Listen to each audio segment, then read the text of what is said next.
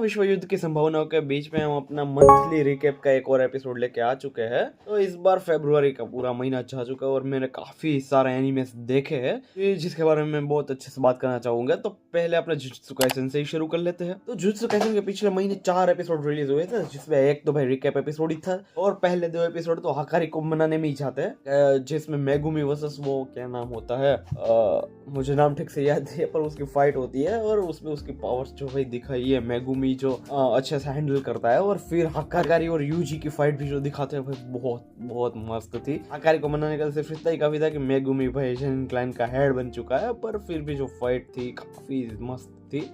और भाई जो पंच मारता है वो यूजी को। और नेक्स्ट एपिसोड में जो कॉलिंग गेम शुरू हुई जाती है उसमें जो बैकग्राउंड आर्टिस्ट है भाई जो जबरदस्त काम किया है, जो बारीक डिटेलिंग दी है और उसके ऊपर मापा के एनिमेशंस, इतने जबरदस्त सीन्स है काफी सारे। और वो चॉपर वाली फाइट भी होती है यूजी की और काफी ज्यादा अच्छा एपिसोड था। और उसके बाद अपने जगह के डायरेक्टर थे, शायद डायरेक्टर का ही भाई उन्होंने कहा है कि अगर अभी तक आप जुजुत्सु काइसेन के एक भी एपिसोड नहीं देखा है तो सीजन 3 का 8वां एपिसोड देखोगे फिर भी चलेगा। और वो इतना ज्यादा टॉप क्लास बना है। वो था अपना हिगुरोमा का इंट्रोडक्शन भाई, जो भाई पहले उसका केस लेता है, पहले जीतता है, रिट्रायल होता है और उसमें हार जाता है और फिर उसकी जो अवेकनिंग होती है वो भाई क्या मस्त। उसके ऊपर तो सारा मीम बन चुके हैं हिगुरोमा के एपिसोड के ऊपर। और फिर यूजी चाहता है अब हकारी को मनाने के बाद उससे लड़ा, हकारी को मनाया, अब जा रहा है हिगुरोमा के पास, अब उससे भी लड़ने वाला है नेक्स्ट एपिसोड में जो कि मार्च में आने वाला है। तो वो मार्च वाले में और जुजुत्सु काइसेन बहुत चाह रहा है एकदम टॉप क्लास, बहुत ही ज्यादा मस्त। तो पहले 2 सीजन से जुजुत्सु काइसेन उसको ऑलरेडी सरपास कर चुका है और अभी 9 एपिसोड ही हुए हैं। फिर जो दूसरा एनीमे है वो है अपना sentence to be a hero. इसके बारे में पिछली बार बात कर चुके थे कि भाई एक ऐसी दुनिया है जहाँ पे गुनहगारों को बहुत सबसे ज्यादा जो बुरी सजा मिलती है वो फांसी की सजा नहीं या फिर आजीवन कारावास भी नहीं है, वो है हीरो बनने की सजा। जिसमें भाई ये पूरी मॉन्स्टरस वर्ल्ड है जहाँ पे आपको फ्रंट मतलब बैटल के फ्रंट में होके लड़ना है। और अगर आप मरे तो वापस जिंदा होगे और आपको वापस से लड़ना है, वापस मरोगे वापस जिंदा होगे और उस पर आपकी मेमोरी भी भाई इफेक्ट करेगी लॉन्ग टर्म में। तो आपको भाई बहुत ज्यादा मरना भी नहीं है और आपको लड़ते भी रहना है। और भाई आपको एज अ शिट ट्रीट भी किया जाएगा। तो मेन हीरो जिसको हीरो का सेंटेंस मिला हुआ है वो कैसे इसमें भाई थ्राइव करता है, उसके ऊपर उसे गोडेस भी मिलती है और कैसे कैसे भाई वो उसको मिशन पार करने होते हैं। और दूसरे भाई जो पूरी सेना होती है उनकी जगह वो कैसे पूरे मिशन पार करते हैं और उसमें कैसे डीमंस एंड डीमंस लॉर्ड्स और वो कैसे शामिल होते हैं, उसके ऊपर से काफी इंटरेस्टिंग प्लॉट है। बहुत क्या नैरेटिवली भाई बहुत ज्यादा प्रोग्रेस नहीं कर रहा है। हर बार भाई डीमन लॉर्ड ही है जो भाई अभ्यास बदल के आ जा रहा है। अलग जगह है, डीमन लॉर्ड वही है, हीरो अपने वही है, वही बैटल अलग जगह, अलग मिशन, अलग बैटल पर वही डीमन लॉर्ड्स एंड वही सब हो ही रहा है। तो थोड़ा बहुत रिपीटेटिव हो रहा है। पर अब तो भाई वो ड्रैगन लेके भी आ चुके हैं पर लेटेस्ट एपिसोड में तो काफी ज्यादा इंटरेस्टिंग हो चुका है। अब तो फिर अपनी है जर्नल विथ विच, जो कि बहुत ही ज्यादा अलग एक एनिमे में कहना चाहूँगा कि मैंने इस बार देखा है।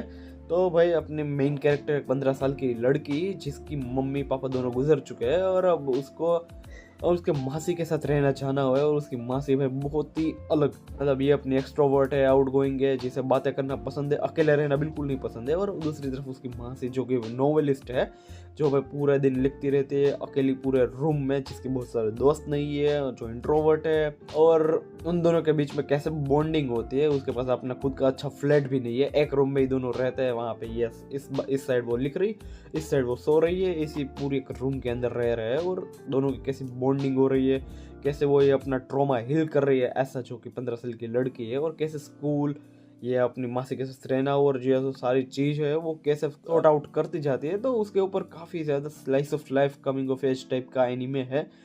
और इसमें एक ट्विस्ट भी अभी आ चुका है कि इसकी मम्मी को लेके कि जो हम अभी तक सोच रहे थे शायद ऐसा ना भी हो, तो वो काफ़ी इंटरेस्टिंग पार्ट हो सकता है। अभी तो 9 एपिसोड ऑलरेडी रिलीज हो चुके हैं, 13 एपिसोड की सीजन होने वाली। तो बहुत ही ज़्यादा मस्त जा रहे हैं, मुझे बहुत पसंद आ रहा है ये वाला एनीमे। तो अगर आप लोगों को अगर थोड़ा बहुत इंटरेस्ट है तो जाकर ट्राई कर सकते हो। फिर अपनी काया-चान इज़न्ट स्केरी, जो कि ये 4 एनीमे है जो मैं पिछले महीने भी देखे थे, मतलब जनवरी में भी देखा था और फरवरी में भी कंटिन्यू देखे है। तो जिसमें एक भाई किंडरगार्टन की लड़की है तो जिसकी पावर है कि वो घोस्ट को देख सकती है और उनको एक्सोसिस्ट कर सकती है। उसमें उसकी टीचर्स भी इन्वॉल्व होती है कि हाँ भाई वो भी देख सकती है, उसे काया की पावर्स के बारे में पता है। और एक बंदा और भी होता है जो एक्सोसिस्ट का काम करता है, पर काया ने उसे बचपन में बचाया होता है तो वो काया को बचाना चाहता है। तो इतनी स्टोरी अभी पहले 4 एपिसोड में हुई होती है, मतलब डेली लाइफ के जो इंसिडेंट्स होते हैं उसमें काया कैसे भाई अपनी पावर को यूज करके उस दूसरों को बचाती है और खुद भाई मिसअंडरस्टूड होती है कि वही सारी प्रॉब्लम्स को कोस कर रहे हैं। तो उसके ऊपर पूरी 4 एपिसोड चले, पर फिर 5वें 6ठे 7वें एपिसोड में उसकी मॉब के जो बॉस होता है या उसका सेंसे के लोग, तो वो भी इन्वॉल्व होता है। और काया की जो फैमिली होती है वो भी सारे एक्सोसिस्ट भरी होती है, तो वो भी इन्वॉल्व होती है। और उसकी माँ को लेके एक जो ट्विस्ट आता है वो भी काफ़ी ज़्यादा इंटरेस्टिंग है। और ओवरऑल भाई हॉरर एनीमे है, तो हॉरर तो है ही, मतलब अच्छा जा रहा है काया-चान भी। फिर जो नई एनीमेस है जो मैंने पहले महीने में नहीं देखा था और इस महीने में देखा, तो वो है डार्विन इंसिडेंट। तो ये कुछ साइफाई एक्शन हैवी एनीमे है जिसमें भाई ह्यूमन एंड चिंपैंजी का ऑफस्प्रिंग होता है, एक बच्चा जो भाई कैसे अभी इस वर्ल्ड में अपनी जगह बनाने वाला है। मतलब जो कि क्या ही कह सकते हैं, एक साथ 2-3 स्टोरीज में एक साथ चल रही। चार्ली साइंटिस्ट की भाई प्रयोग के कारण वो पैदा होता है।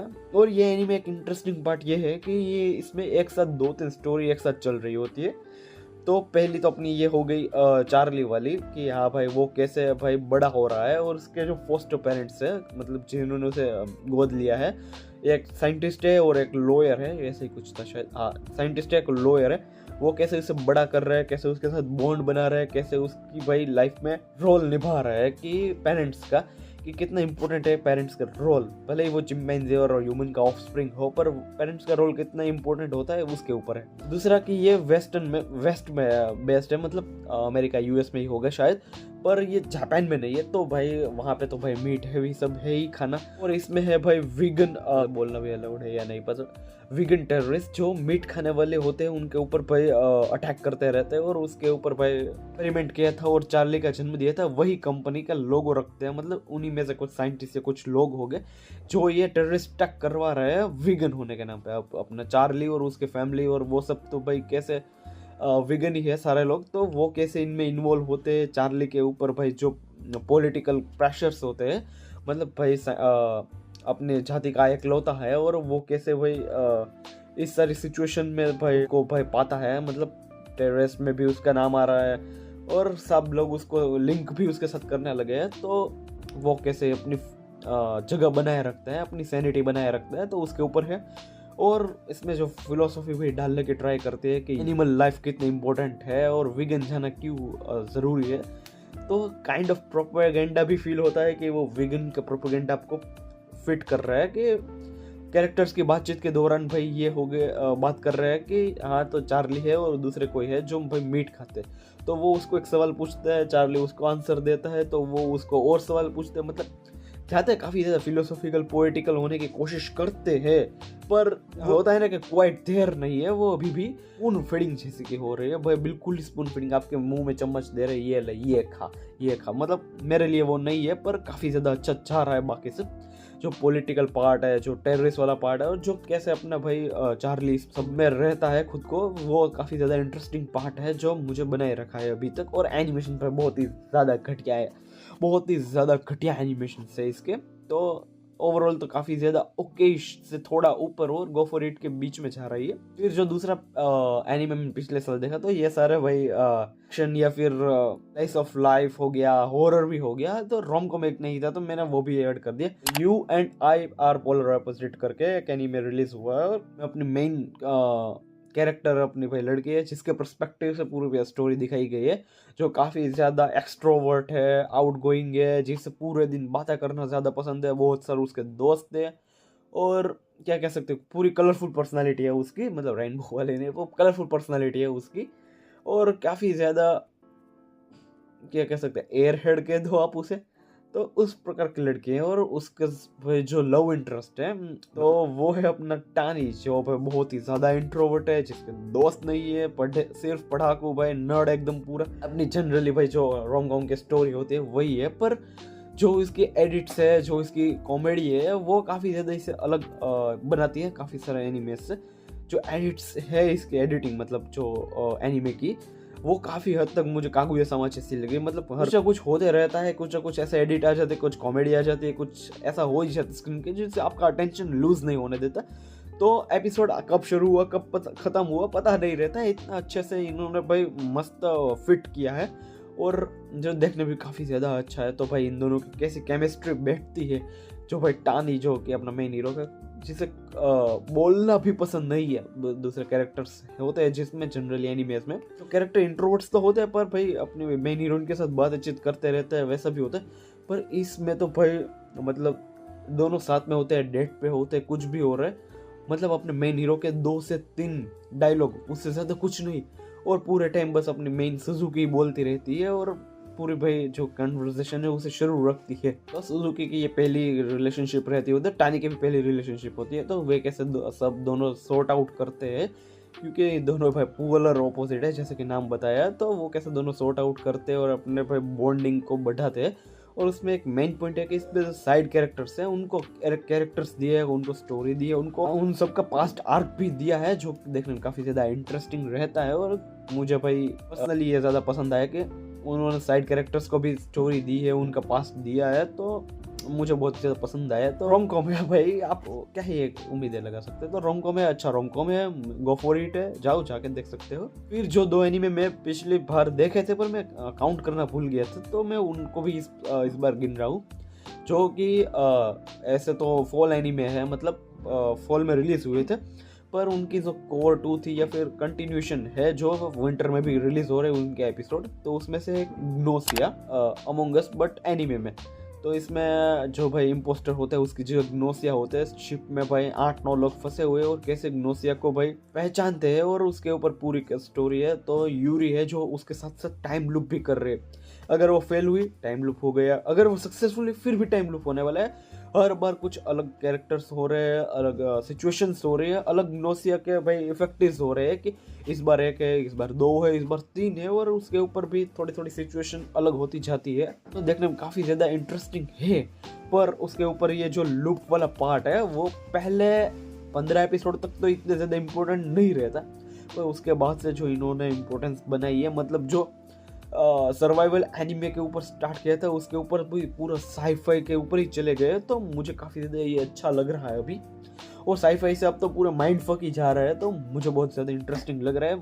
और ये भाई पूरा एनिमे अब फिनाले के और ही जा रहा है, तो मैं कुछ ज़्यादा एपिसोड में बता नहीं पाऊंगा कि क्या हुआ, पर जो भी हुआ बहुत ही ज़्यादा अच्छा जा रहा है। और इन्होंने बीच में एक ब्रेक लिया था, अब 2 ही एपिसोड बचे, मतलब इस 2 हफ्ते में तो ख़त्म ही हो जाने वाला, फिनाले आने वाला है, तो बहुत ही ज़्यादा मस्त जा रहा है। इसको मैं गो फॉर इट से थोड़ा ऊपर रखना चाहूँगा कि भाई बहुत ही ज़्यादा हाईली रिकमेंड करूँगा कि आप जाओ जाके देखो, बहुत मज़ा आने वाला है। फिर जो है दूसरा एनिमे में वो मैंने देखा वो डिजिमोन बीट ब्रेक, जो कि पोकेमोन की तरह भाई रिलीज़ हुआ करता था। तो एक वर्ल्ड फ्यूचरिस्टिक वर्ल्ड है जहाँ पे भाई लोग मोबाइल्स और दूसरी जगह की तरह सापोटामास यूज़ करता है, जो एक की तरह होता है। उसमें जो अगर जुत्सु काइसेन की तरह जिसमें कर्स्ट एनर्जी होती है सबके पास, पर कुछ ही लोगों की अवेकनिंग होती है, तो वैसे ही मतलब सापोटामास के अंदर कुछ बीट या फिर फ्रिक्वेंसी होती है जो अगर हाइटेंड होती है, तो उसमें से एक पोकेमोन की तरह क्रीचर्स भाई निकलते हैं, जो कि आपके पर्सनली एक होते हैं, एक ही रहता है, और वो भी एवोल्यूशन होता है वगैरह वगैरह होता है,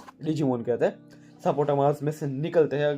तो इसमें अपना मेन हीरो है जो कि टोमोरो, जिसका भाई को एक डिजिमोन खा लेता है, और उसकी जिसका सापोटामा होता है उसके डिजिमोन का, वो कोई और ले जाता है, और उसको भाई पकड़ने के लिए अपना टोमोरो अपने डिजिमोन के साथ एक अपने स्क्वाड को एक ज्वाइन करता है, जो कि होता है अपना ग्लोइंडोंग, जिसमें भाई काफ़ी सारे और कैरेक्टर उसको मिलते हैं, अपने दोस्त मिलते हैं।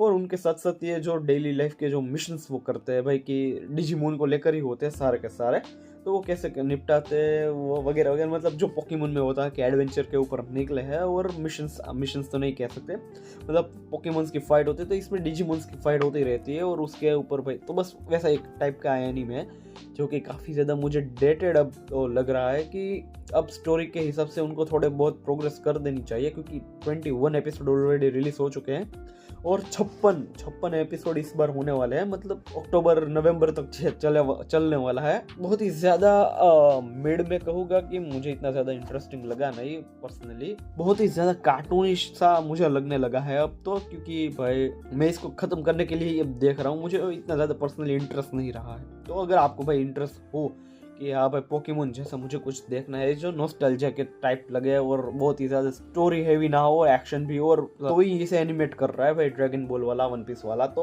ओवरऑल भाई ठीक ही है, एनिमेशन तो बहुत ही ज़्यादा ठीक है। फिर मैंने एक एनिमे मूवी देखी जो भाई विंटर में रिलीज हुई थी, कॉस्मिक प्रिंसेस कागुया करके, जो नेटफ्लिक्स पे रिलीज हुई थी, जो बहुत ही हद तक मुझे समर वॉर्स एनिमे है और उसका और जो टेल ऑफ प्रिंसेस कागुया है, उन दोनों को अगर मिक्स कर दो तो जो भाई प्रोडक्ट निकलता है तो वो है अपना ये कॉस्मिक प्रिंसेस कागुया। तो भाई अपनी एक मेन कैरेक्टर होती है इरोहा करके, जो कि रात में गेमर होती है और पूरे दिन भाई पढ़ाई में रहती है, जो काफ़ी इंडिपेंडेंट लड़की कह सकते हैं, जो भाई अभी स्कूल में ही है पर अकेले रहती है, अपनी फैमिली से भाई मम्मी से लड़के आई होती है, अकेले रहती है भाई, अपना खुद का खर्चा उठाती है, मतलब स्ट्रीमिंग करके, गेमिंग करके, स्ट्रीमिंग करके रात को, और पूरे दिन पढ़ाई में भी अव्वल रहने के लिए पढ़ती रहती है, स्कूल भी कंप्लीट करती है और बाकी जो एक्टिविटीज हो वो भी सब, और इसके पूरे बिजी शेड्यूल में बिल्कुल ही टाइम नहीं है अपने दोस्तों के साथ देखने के लिए।